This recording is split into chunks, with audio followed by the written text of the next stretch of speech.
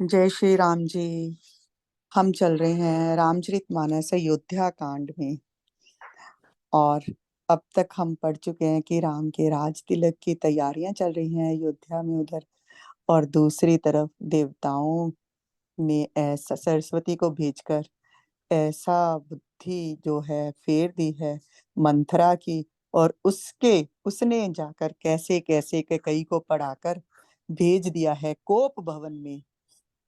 और इधर राजा दशरथ जब अपने अयोध्या की तैयारियों में व्यस्त हैं राज तिलक की, और अब उनको थोड़ा सा समय मिला है, तो वो खुद ही ये शुभ शुभ संदेश जो है अपनी प्रिय रानी के कई को देने के लिए जा रहे हैं कि जिस समय का तू इंतजार इतने देर से कर रही थी, तू मेरे को बार बार बोल रही थी राम का राज तिलक दो, राज तिलक दो, और कल वो शुभ घड़ी आने वाली है।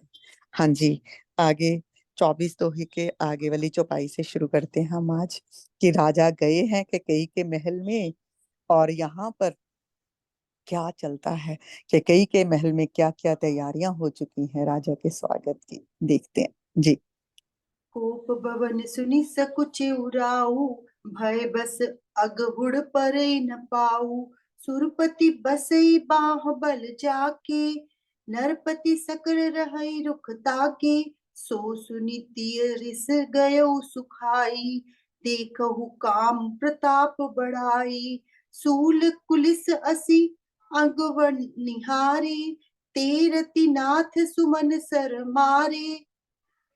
सभय नरेशु प्रिया पहि गयऊ, देखी दशा दुख दारुण भयऊ। भूमि शयन पटु मोट पुराना, दिए डारि तन भूषण नाना। कुमति कसी कुवेशता फाबी, अन अहि वातु सूच जनु भाबी। जाय निकट नृपु कह मृदु बानी, प्राण प्रिया के ही हेतु रिसानी। केहि हेतु रानी रिसानी, पर सत पानी पतेहि निवारई। मानहु सरोष भुअंग भामिनी, विषम भांति निहारई। दो बासना रसना दसन बर, मरम ठाहरु देखई। तुलसी नृपति भवतव्यता, बस काम कौतुक लेखई।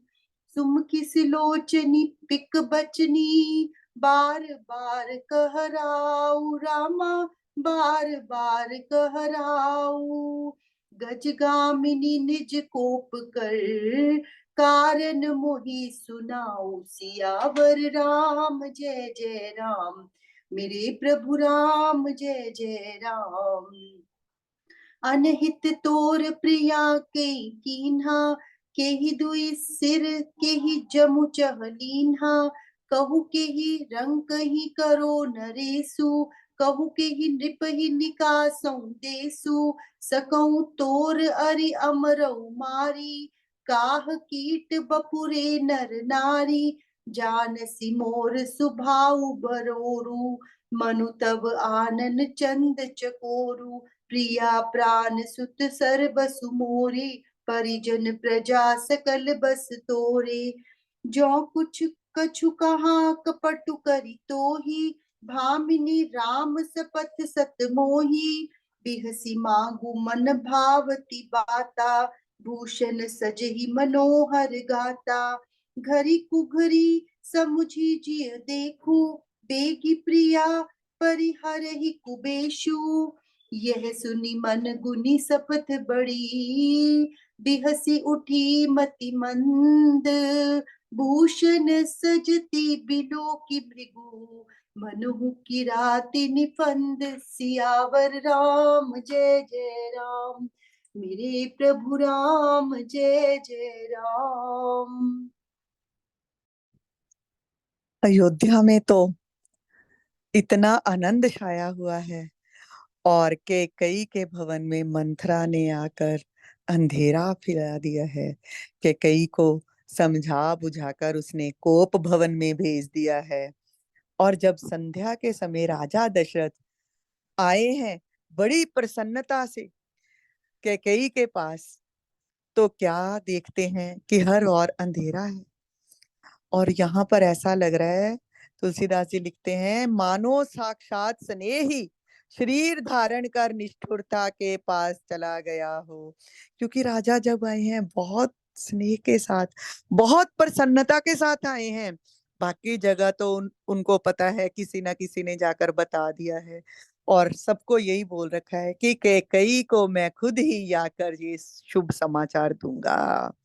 और आए हैं तो यहाँ पर इतने प्रेम से वो आए हैं और लग रहा है जैसे पत्थर से कपाल फोड़ने कोई आ रहा है। और जब आए हैं अंदर देखा है अंधेरा, तो सामने मंत्रा मिली है उनको और मंत्रा से पूछते हैं कि महारानी, रानी कैकेयी कहाँ है, मेरी प्रिय कहाँ है। तो वो आगे से बोलती है, राजन वो तो कोप भवन में है। तो कोप भवन का नाम सुना है तो राजा एकदम सहम गए हैं, डर गए हैं और डर के मारे उनका पांव आगे को नहीं पड़ता। क्योंकि कोप भवन का तो अर्थ है कि कुछ ना कुछ ऐसा कर दिया है कि जो रानी है वो बहुत क्रोध में है। और जब ये सुना है तो राजा का पांव जो आगे ही नहीं पड़ रहा। और कहते हैं यहाँ पर तुलसीदास जी, संपूर्ण स्वयं देवराज इंद्र जिनकी भुजाओं के बल पर राक्षसों से निर्भय होकर बसता है, और संपूर्ण राजा लोग जिनका रुख देखते हैं, वही राजा दशरथ स्त्री का क्रोध सुनकर सूख गए। क्योंकि देवराज इंद्र ने भी जब राक्षसों से लड़ाई करनी थी, युद्ध था, तो उसने भी राजा दशरथ से सहायता मांगी थी। और सब राजा लोग भी अगर कोई बहुत भारी भीड़ पड़ती है तो राजा दशरथ की ओर ही देखते हैं। ऐसा ऐसे राजा दशरथ बलशाली राजा हैं। और वही राजा ने जब अपनी पत्नी, प्रिय पत्नी का कोप भवन में जाना सुना है तो एकदम से डर गए हैं। यहाँ पर तुलसीदास जी लिखते हैं, ये तो कामदेव की महिमा है ना, कामदेव का ही प्रताप है कि जो त्रिशूल, वज्र और तलवार आदि की चोट भी अपने अंगों पर सहने वाला राजा है, वह कामदेव के पुष्प बाण से मारे गए। क्योंकि राजा को कैकेयी बहुत प्रिय थी, प्रेमवश ही कैकेयी कैकेयी के साथ राजन ने ये विवाह किया था। राजा डरते डरते हैं, सोचते हैं अब क्या करूं, और चलते हैं कोप भवन की ओर। अंदर गए हैं कोप भवन के और वहां पर देखा है चारों ओर अंधेरा, कैकेयी जमीन पर पड़ी है। कोई सुंदर वस्त्र, क्योंकि चमकीले सुंदर वस्त्र पहने हो तो कहीं ना कहीं से चमक दिखेगी, और सारे आभूषण उतार रखे हैं और मोटा सा कपड़ा कोई पहन के, और वहां पर लेटी हुई है जमीन के ऊपर ही। और यहाँ पर तुलसीदास जी लिखते हैं कि देखो, जब मंथरा ने उसको ये बातें बता बता कर तैयार किया है, तो मंथरा ने उसको जैसे ऐसे तैयार करवा दिया है कि भावी विधवापन की और ही उसको चला दिया है। और उसका सारा श्रृंगार उसने अपना सारा त्याग दिया, जैसे कोई विधवा ने श्रृंगार नहीं किया होता, तो वैसी ही वो दिख रही है कि कई इस समय। राजा गए हैं अंदर और जाकर कहते हैं, हे प्राण प्रिय, क्यों रूठी हो, क्या हुआ तुम्हें। पता है ना, क्या कही है, ये इसका स्वभाव ऐसा है, बहुत जल्दी रूठ जाती है। पर राजा कि मना भी लेता हूँ, पर इस बार तो कुछ ज्यादा ही हो गई है बात, जो कोप भवन में जाकर विराजी है। तो गए हैं और जाकर कैसे मना रहे हैं राजा, हे रानी किस लिए रूठी हो। और हाथ से उसको स्पर्श ही करने लगते, हाथ झटक देती है उनका राजा का। और यहाँ पर तुलसीदास जी कहते हैं, उस समय तक कई ऐसी लग रही है जैसे कोई क्रूर नागन क्रूर दृष्टि से देख रही है। और दोनों वरदान जो उसके हैं वो ऐसे वासनाएं, उस नागन की दो जीभें हैं और दोनों वरदान दांत हैं। दोनों वरदानों की जो वासनाएं है ना, कि हाँ क्या प्राप्त होगा मुझे, राम को वनवास, और भरत को राज तिलक। ये नागिन की जीभें हैं और दोनों जो वरदान है वो दांत हैं, और काटने के लिए ढूंढ रही है कि किस जगह पर काटूं राजा के, ताकि जे एकदम से विष उनके अंदर प्रवेश कर जाए। तो तुलसीदास जी कहते हैं कि राजा तो ऐसा है, क्योंकि उसको लग रहा है कि ऐसे ही झटक रही है मेरा हाथ, ध्यान ही नहीं है, क्योंकि राजा तो आनंद से आए थे। थोड़ा डरे तो हुए हैं, पर पता है कि मैं इसको मना ही लूंगा। और बार बार फिर से देखते हैं, बार बार हाथ झटक देती है, हाथ भी लगाने की कोशिश करते हैं तो कहती है मुझे हाथ मत लगाइए, मुझे छुओ मत राजा, मेरे समीप मत आना। राजा बार बार कहते हैं, हे सुमुखी, हे सुलोचनी, हे कोकल बयनी, हे गजगामिनी, मुझे अपने क्रोध का कारण तो सुना। हे प्रिय, किसने अनिष्ट किया है तेरा? किसके दो सिर हैं, अर्थात कौन ऐसा है कि जिसको लगता है कि तेरा अनिष्ट करेगा और मैं उसका सिर नहीं काटूंगा, और उसको लगता है कि मेरे दो सिर हैं, एक तो राजा अगर काट भी देंगे के कई के कारण, तो दूसरा तो मैं दूसरे के सहारे मैं जीवित रह जाऊंगा। फिर कहते हैं, यमराज किसको लेकर जाना चाहते हैं, कह कौन सा राजा है जिसको मैं कंगाल कर दूं और किस राजा को देश से निकाल दूं। अगर कोई देवता भी है, कोई अमर भी है, तो प्रिय मैं तेरे लिए उसे भी मार सकता हूँ। कीड़े मकोड़े सरीखे नर नारी, उन वो तो क्या वस्तु हैं हे सुंदरी, तू जानती है कि मैं तो तेरे अधीन ही हूँ। मेरा मन जो है वो तेरे मुख रूपी चंद्रमा का चकोर है हे प्रिय। मेरी प्रजा, कुटुंबी, संपत्ति, पुत्र, यहाँ तक भी मेरे प्राण भी सब तेरे ही अधीन है रानी। तू बता, क्या कारण है तेरे क्रोध का? फिर उसे कहते हैं, आगे जब ये बात कहते हैं ना कि रानी, अगर तुझे लगता है कि ये मैं कपट से कह रहा हूँ, ये छल है मेरा, मैं ऐसे ही बातें बनाकर कह रहा हूँ, तो हे भामिनी, मुझे 100 बार राम की सौगंध है। तू हंसकर जो चाहे मांग ले अपना प्रिय वरदान, और अपने इन अंगों को आभूषणों से सजा दे। ऐसे तू कैसे लग रही है? तू मुझे सजी संवरी सुंदर ही लगती है। मैं तेरा वैसा ही मुख देखना चाहता हूँ, और ये मौका तो देख, कैसा मौका है।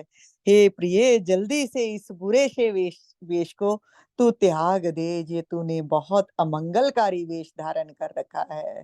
हे प्रिय, जल्दी से मंगल भूषणों को पहन और सुंदर सुंदर सज धज कर तैयार हो। हाँ जी, चलिए आशु जी आगे। पुनि कहराउ सुहृद जिय जानी, प्रेम पुलक मृदु मंजुल बानी। भामिनी भयउ तोर मन भावा, घर घर नगर आनंद बधावा।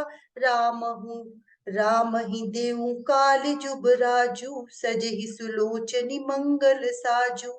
दल की उठे सुनि हृदय कठोरू, जनु छुई गयो पाक बर तोरू।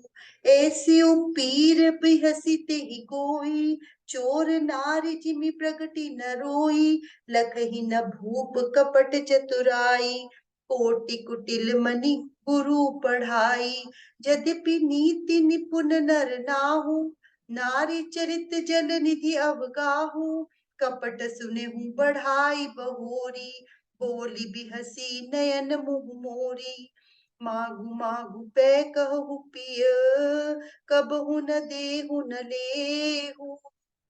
देन कहु बरदान दुही, तेहु पावत संदेहु। सियावर राम जय जय राम, मेरे प्रभु राम जय जय राम। जाने उमर मुराउ हसी कहीं, तुम ही को हाब परम प्रिय अहही। थाती राखी न मागी हुकाऊ, बिसरी गयो मोहि भोर सुभाऊ। झूठे हूँ हम ही दोष जन देहु, दुई के चारि मागी मकुलेहु। रघुकुल रीति सदा चली आई, प्राण जाए पर बचन न जाई। नहीं असत्य सम पातक पुंजा, गिरि सम होहि की कोटिक गुंजा। सत्य मूल सब सुकृत सुहाए, वेद पुराण विदित मनु गाए। तेहि पर राम सपथि कर आई, सुकृत स्नेह अवधि रघुराई। बात दृढ़ाई कुमति हंसी बोली, कुमत कुबिगह कुबिहग कुलह जनु खोली। भूप मनोरथ सुभग बनु, सुख सुबिहंग समाजू। भिलिनी चिमि छाड़न चहती, बचनु भयंकर बाजु। सियावर राम जय जय राम, मेरे प्रभु राम जय जय राम। जब राजा ने राम की सौगंध लेकर कहा है ना, तो कैकई को याद आ गया कि मंथरा ने कहा था जब राजा राम की सौगंध लेना तो तब उनकी बात सुनना, उससे पहले तो उनका कोई वचन को कान ही मत देना। और राजा ने कहा है कि तैयार हो, ये कोई समय नहीं है। और कहते हैं जब सुना है, कैकई ने तो हंस उठी है और गहने पहनने लगी है, मानो जैसे कोई भीलनी जो है ना मृग को देखती है और उसको फंसाने के लिए फंदा तैयार कर दिया ना, तो वैसी ही तैयार के कई हंसती हुई हो रही है।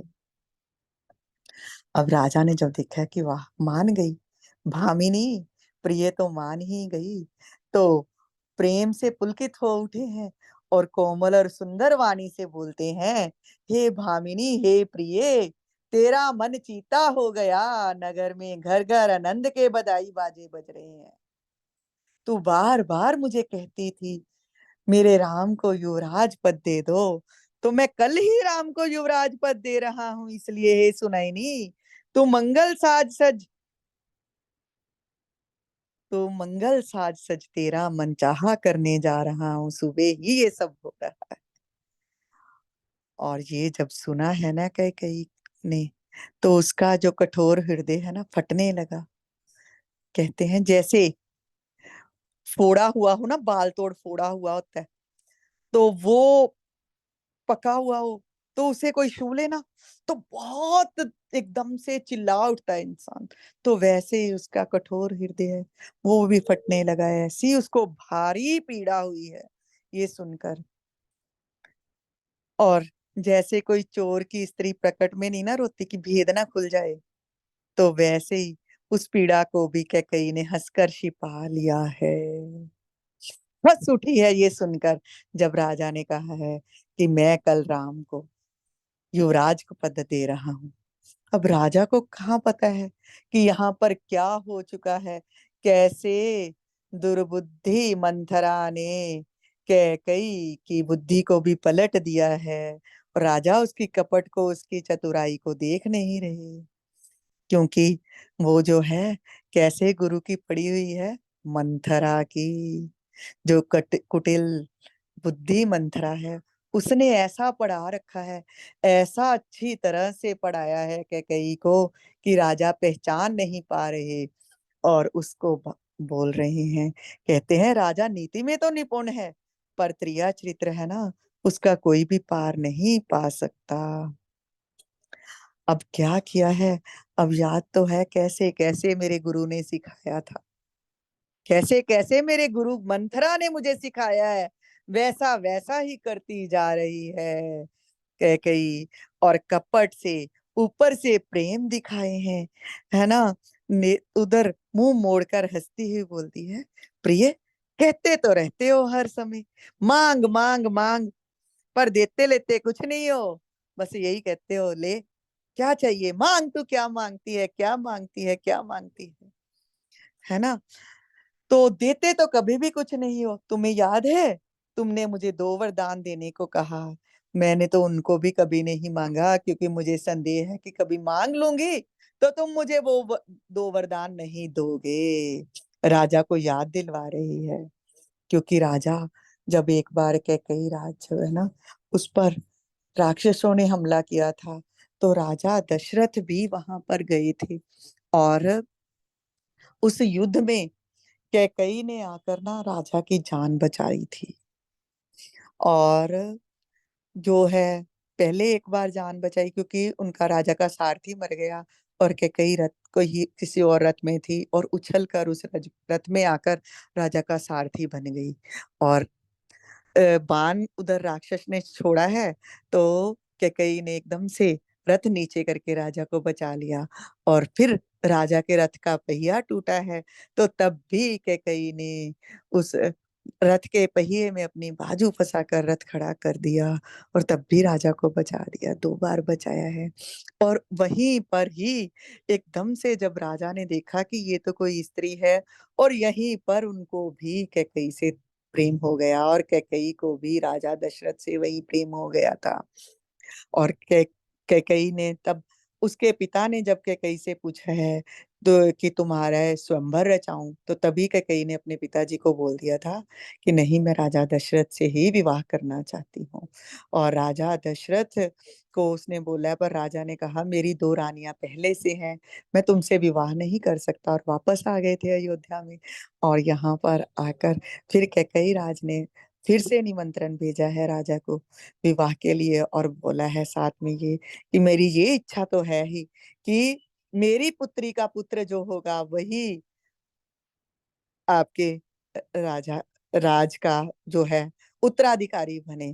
पर ठीक है, आपकी पत्नियां पहले से हैं, तो जैसा भी अगर प्रभु की इच्छा है तो मेरी पुत्री जो है आपको पुत्र रत्न जरूर देगी। और तब राजा ने कैकेयी से विवाह कर लिया था, और इसको हम प्रेम विवाह भी कह सकते हैं। पर हुआ ऐसे ही, राजा की मर्जी से था। तो तब भी राजा ने ना, जब कैकेयी ने 2 बार राजा को बचाया था, तो तब भी राजा उसको कहते थे मांगो, क्या मांगना चाहती हो। तो तब कैकेयी ने राजा से कहा था कि मैं चाहती हूँ, मैं आपको ही मांगना चाहती हूँ। तो राजा कहकर वापस आ गए थे, नहीं, मैं पहले से ही, मेरी 2 रानियां हैं, प्रिय, मैं तुम्हें स्वीकार नहीं कर सकता। तो अब वही उलाहना दे रही है राजा को कि मांग मांग तो कहते रहते हो, तो मांगने पर कभी कुछ दिया नहीं। तो तब राजा ने तब भी कैकेयी को यही कहा था कि मेरे 2 वर तुम्हारे पास रहेंगे, तूने 2 बार मेरी जान बचाई है, जब भी तुम मुझसे चाहो ये 2 वरदान मांग सकती हो। तो अब कहती है कि आपने 2 वरदान पहले से भी देने को कहा था, तो मैं इसीलिए नहीं कभी मांगती कि मुझे पता है आप देंगे ही नहीं। तो राजा हंसकर कहते हो, ठीक है, मैं समझ गया, है ना, मान करती हो तुम उन 2 वरदानों का, तुम हो ही, इसीलिए तो तुम मुझे प्रिय लगती हो।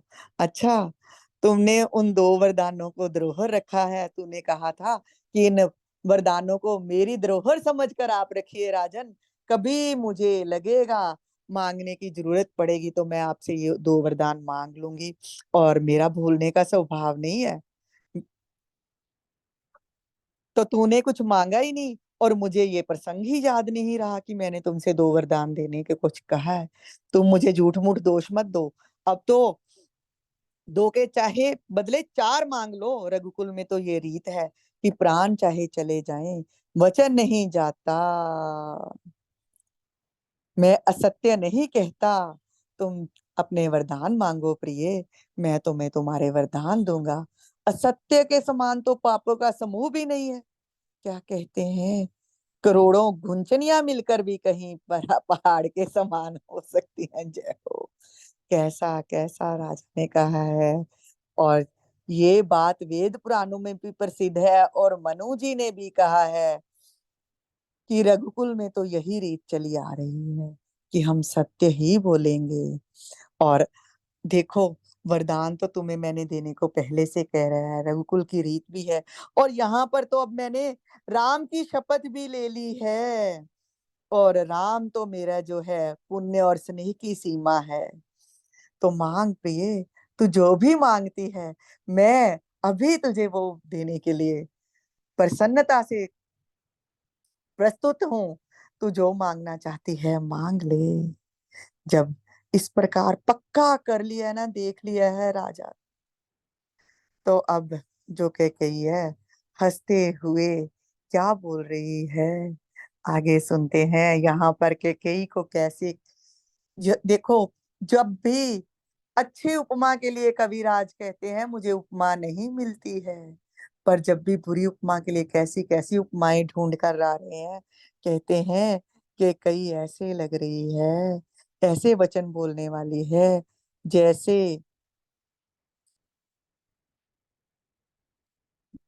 दुष्ट पष्टी पक्षी बाज को छोड़ने के लिए ही कुल्ही की आंखों पर की टोपी खोल दी गई हो।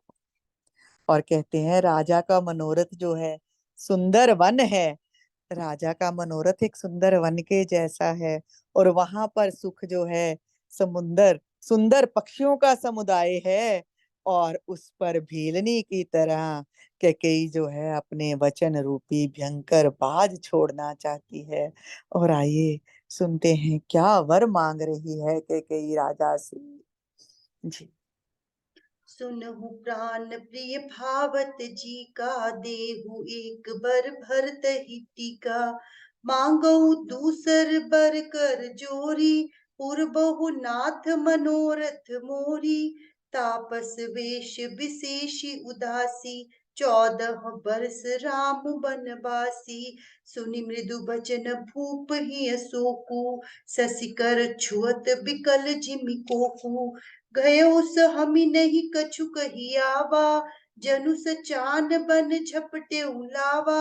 बिबरन भयो निपट नर पालू, दामिनी हनेऊ मनहु तरु माथे हाथ मृदि माथे हाथ मुदी दो लोचन, तनु धरि सोचु लाग जनु सोचन। मोर मनोरथ सुर तरु फूला, फरत करनि जिमित सतेउ समूला। अवध उजारी कीन्ही कैकेयी, दीन सी अचल विपति के नेई। कवने अवसर का भयऊ, गयऊ नारी विश्वास। जोग सिद्धि फल समय जिमी, जतहि अविद्या नाश। सियावर राम राम राम, सियापति राम जय जय राम। एहि विधि राउ मन ही मन झांखा, देखी कुभांति कुमति मन माखा। भरतु की राउर पूत न होही, आने मोल बिसाही की मोही। जो सुनी सरु अस लाग तुम्हारे, काहे न बोलहु बचन संभारे। देहु उतरु अनुकरहु की नाही, सत्य संध तुम रघुकुल माही। दीन कहूँ अब जनि बरु तेहु, तजहु सत्य जग अपजसु लेहु। सत्य सराही कहु बरु देना, जानेहु लेहहि मागी चबेना। जानेहु लेहि मागी चबेना, सिबि दधीचि बलि जो कछु भाषा। तन धनु तजेउ बचन पनु राखा, अति कटु बचन कहती कैकेयी। मानहु लोन जरे पर देई, धर्म धुरंधर धीर धरी। नयन उघारे राय, सिरु धुनि लीन्ही उसास हसी। मारिसी मोही कुठाय, सियावर राम जय जय राम। मेरे प्रभु राम जय जय राम। अब कैसे वचन मांगे हैं कैकेयी ने। कहती है हे प्राण प्यारे, सुनिए, मेरे मन को भाने वाला एक वर तो दीजिए कि भरत को राज तिलक, और हे नाथ दूसरा वर भी मैं हाथ जोड़कर मांगती हूँ, मेरा मनोरथ पूरा कीजिए। देखो पहला वर तो कितनी आसानी से मांग लिया है खुद भी कैकेयी ने, कि मेरे मन को भाने वाला वर भरत को राज तिलक, और दूसरे वर के मांगने के लिए कहती है हाथ जोड़कर मांगती हूँ कि तपस्वियों के वेश में विशेष उदासीन भाव से, उदासीन भाव होता है राज और कुटुंब आदि से भली भांति उदास होकर वृक्त मुनियों की भांति जो राम है 14 वर्ष तक वन में निवास करे। बहुत विनय से के कई ने ये वचन बोले, और जब ये वचन सुने हैं राजा ने तो हृदय में ऐसा शोक हुआ जैसे चंद्रमा की किरणों के स्पर्श से चकवा विकल हो जाता है। हैरान हो गए हैं राजा, एकदम से ऐसा बोल दिया कि कहीं ने सहम गए हैं, कुछ कह नहीं पा रहे। ऐसा लग रहा है जैसे किसी बटेर पर कोई बात झपट पड़ा है। राजा का रंग उड़ गया और ऐसा लग रहा है ताड़ के पेड़ पर बिजली गिरने से जैसे वो झुलस कर बदरंग सा हो जाता है, वैसी दशा राजा की हो गई है। माथे पर हाथ रख लिए, दोनों नेत्र बंद कर लिए और राजा सोचने लगे, हाय, मेरे मनोरथ रूपी कल्प वृक्ष पर फूल लग गया था और ये फलने ही वाला था, और उसी समय आकर कैकई ने हथनी की तरह उसे जड़ समेत उखाड़ कर नष्ट कर डाला। कैकई ने अयोध्या को उजाड़ दिया और विपत्ति की नींव डाल दी। कि इस अवसर पर क्या हो गया प्रभु। जैसे योग की सिद्धि रूपी फल मिलने के समय पर योगी को अविद्या नष्ट कर देती है, वैसे ही मैं स्त्री के मोह में आकर कहाँ इस समय फंस गया। मेरा तो सारा प्रताप ही नष्ट हो गया। इस प्रकार राजा मन ही मन झींक रहे हैं, सोच रहे हैं, कुछ बोल भी नहीं पा रहे। तो राजा को देखकर देखा है कि कई ने कि ये राजा की क्या हालत हो गई, और ये हालत देखा भी है तो फिर भी क्रोधित हो उठी है। क्योंकि मंथरा ने तो पहले से, मंथरा की सिखाई हुई है ना, मंथरा ने तो पहले से सिखाया था कि राजा बड़े ड्रामे करेगा, बहुत कुछ ऐसा करेगा, कपटी है, वो दिखावा करता है कि तुम्हें प्रेम करता है और भरत को प्रेम करता है, वो उसका दिखावा है। और अब ये राजा की दशा देखी है तो एकदम से बोलती है, क्या बोलती है कि कही कि भरत तुम्हारा पुत्र नहीं है क्या राजा? क्या मैं तुम्हारी मोल ली हुई पत्नी हूँ? क्या मुझे ब्याह कर नहीं लाए हो? और मेरा वचन सुनते ही तुम तो ऐसे हो गए जैसे कोई बाण लगा है। उत्तर तो दीजिए, कुछ ना कुछ कुछ बोल लो तो। आप तो एकदम से चुप ही हो गए। हाँ ना करो, ना ही कर दो, है ना। आप तो रघुवंश में सत्य प्रतिज्ञा करने वाले प्रसिद्ध हो। रघुवंश की तो प्रसिद्धि ही यही है कि यहाँ पर तो सत्यवादी हुए हैं, है ना। आपने कहा था कि वर दो, देता हूं, ना दो, छोड़ो, मत दो मुझे वर। अगर नहीं दे सकते तो नहीं दो, और पर ये कह दो कि हाँ मैं पलट गया, सत्य को छोड़ दिया, मैंने सत्य की बड़ी सराहना करते हुए तुम्हें वर देने को कहा था, पर मैं, तूने ऐसे वर मांग लिए, मैं नहीं दे सकता, ये बात कह दो तो मैं अपने वर नहीं लूंगी। ये बोल दो कि मैं तुझे दे ही नहीं सकता। आपने क्या सोचा था कि बस ऐसे ही कोई हार, कोई श्रृंगार, कोई महल मांग लेगी जैसे मैं पहले तुम्हारे कहने में आ जाती हूँ? तो अब ऐसा नहीं है, नहीं देने वर तो अपने सत्य की शपथ को भूल जाइए। अब उनको राजा ने ऐसे बोलकर ना, राजा को साथ में ना उनके पुराने जो हैं सब पूर्वजों की याद दिला रही है कि राजा शिबी, दधीची, बलि, ये जो पुराणों में जो कथाएं सुनते रहे हो आप, वैसे लोगों ने सत्य के लिए अपने शरीर को त्याग दिया। हम राजा शिबी का जानते हैं ना, कबूतर और धर्मराज आए हैं बाज बनकर और कबूतर बनकर और खाने लगे हैं, तो कहते हैं कि इसको छोड़ दे। तो कहता है आगे से कि इसको कैसे छोड़ दूं, मेरे, मुझे तो प्रभु ने यही दिया है, ये मेरा भोजन है। तो राजा अपने शरीर से मांस काट काट कर खुद ही उस कबूतर के वजन का अपना सारा शरीर ही हो गया था, और वही तुला में रखकर उसको दान में दे दिया था बाज को। ऐसे राजा शिवी की पुराणों में कथा सुनते हैं हम। राजा दधीची से आकर इंद्र ने कहा है कि आपकी जो आपको वरदान है विष्णु का कि आपकी जो हड्डियां हैं वो तो ब्रज के समान है, उनको तो कोई तोड़ ही नहीं सकता, वो टूट ही नहीं सकती, तो मुझे हड्डियों का दान दे दीजिए, मैं राक्षस का वध करना चाहता हूँ। तो राजा दधीची योग निद्रा में बैठ गए थे कि ठीक है। और उन्होंने क्योंकि सॉरी मुनि दधीची थे, मुनि दधीची जोग निद्रा में बैठ गए और गाय से अपना शरीर चटवाकर वो अपनी हड्डियों का दान दे दिया था इंद्र को, मांगने वाले को।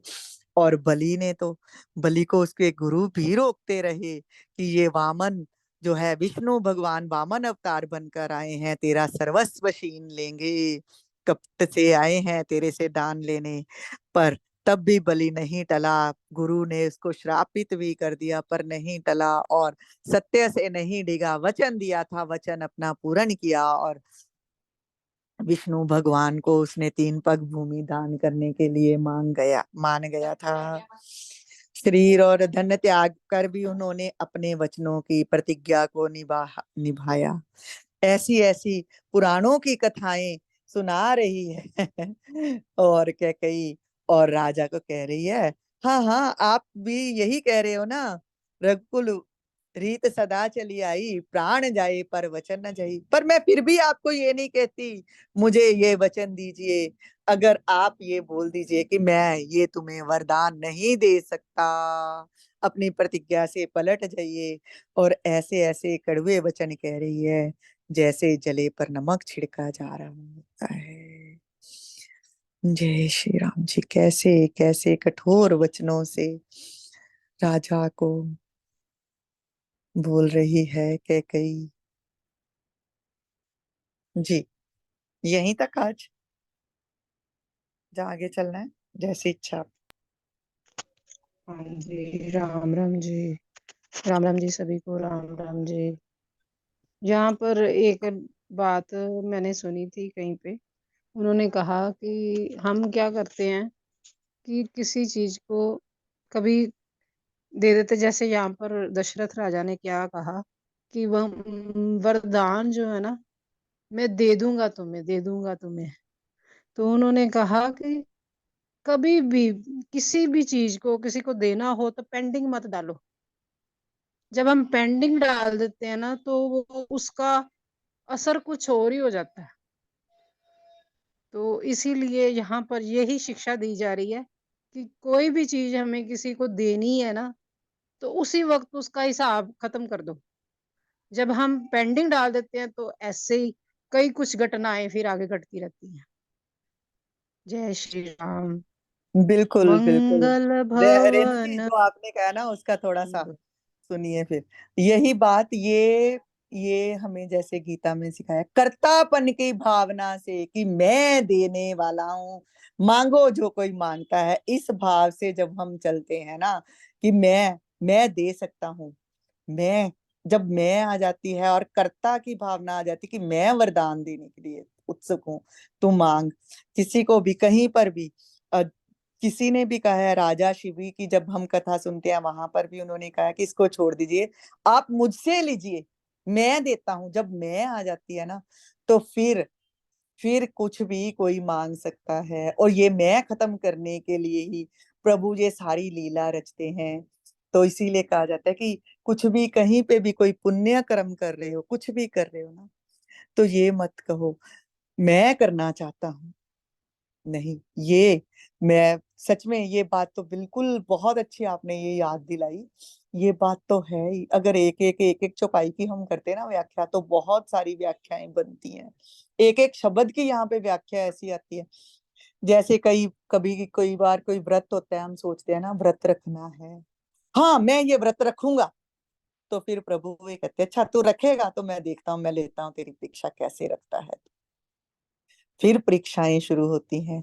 और जब उसकी बजाय हम विनय से ही ये कह देते हैं ना, प्रभु अगर आपकी कृपा है तो ये निभ जाएगी, ये बात ये हो जाएगा, आपकी कृपा होगी तो व्रत संपूर्ण होगा। तो फिर वो ऐसा चक्कर चलाते हैं कि आपको पता ही नहीं चलता और कैसे व्रत निकल जाता है। कोई कार्य करना हो ना, तो समर्पित ढंग से पूर्ण उसके समर्पित कर दो उसको। प्रभु, मैं चाहत मन में ये उमंग तो उठी है कि ये हम श्री रामचरितमानस का पाठ करना चाहते हैं, कृपा करो आप और ये करवाओ। अगर वो करवाएंगे तो वो और ढंग से होगा। अगर हम कर्तापन के भाव से करेंगे कि हाँ मेरी इच्छा है, मैं करना चाहता हूँ, तो फिर परीक्षाएं शुरू होती हैं कि ठीक है तू करना चाहता है तो देखता हूँ कैसे करता है। और अगर हम ये कहते हैं कि प्रभु तुम्हारी दया हो, तुम करवा सकते हो, करवाओ कैसे भी, मेरे मन में ये भाव उठा है, ये भाव संपूर्ण करना ना करना तुम्हारी कृपा पर निर्भर है, तो वो कैसे भी आकर तुम्हारे उस भाव को जब उस पे छोड़ देते हैं तो वो संपूर्ण करते हैं। और यहीं पर ये दंभ आया था राजा को कि मैं कुछ भी दे सकता हूँ, मुझसे मांग लो मांग लो मांग लो। और सच में ये बात तो है कि कुछ देना है तो ऐसे ही दे दीजिए किसी को। ये मत कहिए कि मैं सर्व समर्थ हूँ। जब सर्व समर्थ हूँ हम ये बात पे आ जाते हैं तो फिर प्रभु हमारी परीक्षा तो लेते ही हैं। और यही पर यहाँ पर हुआ है, राजा दशरथ ने पहले भी कैकेयी को यही कहा है, वर मांग दो, दो वरदान दे सकता हूँ क्योंकि मैं जितेंद्रिय हूँ, मैंने सबको जीत लिया है। इंद्र भी जो है मुझसे आकर मांगते हैं कि राक्षसों के वध के लिए राजन तुम्हारी सहायता चाहिए, तो मैं कुछ भी कर सकता हूँ, तो इसीलिए तुम्हें वरदान दे सकता हूँ। और कैकेयी ने भी कोई ये सोचकर नहीं रखे थे। और देखो ना, ये भावी है, ये विधि का विधान था।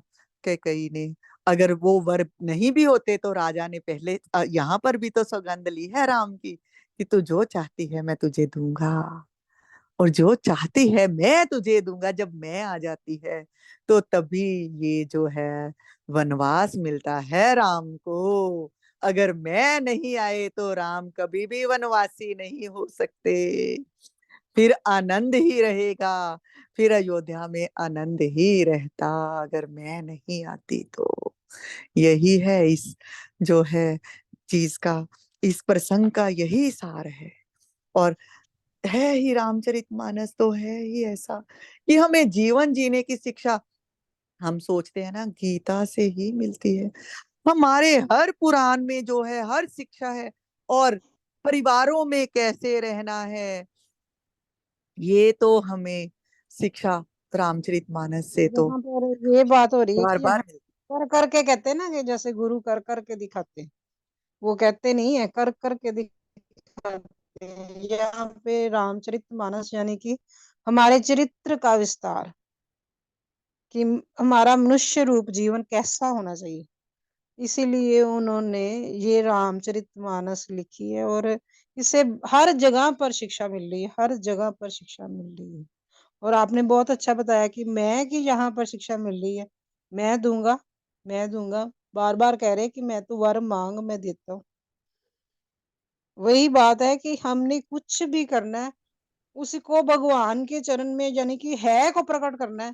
भगवान है तो मैं कर सकता हूँ, नहीं तो कुछ नहीं कर सकता। कर ही नहीं। नहीं यहाँ सकता पे इंसान, वैसे भी कर नहीं सकता। थोड़ी सी करेक्शन, मैं कर सकता हूँ नहीं, बस बात ही खत्म। प्रभु मेरे मन में तूने भाव ये लाया है, हाँ, और तू कैसे संपूर्ण, तू तेरी इच्छा है तो ये संपूर्ण करवा दे, है है तो कि कर। है ना, है जैसे भगवान है।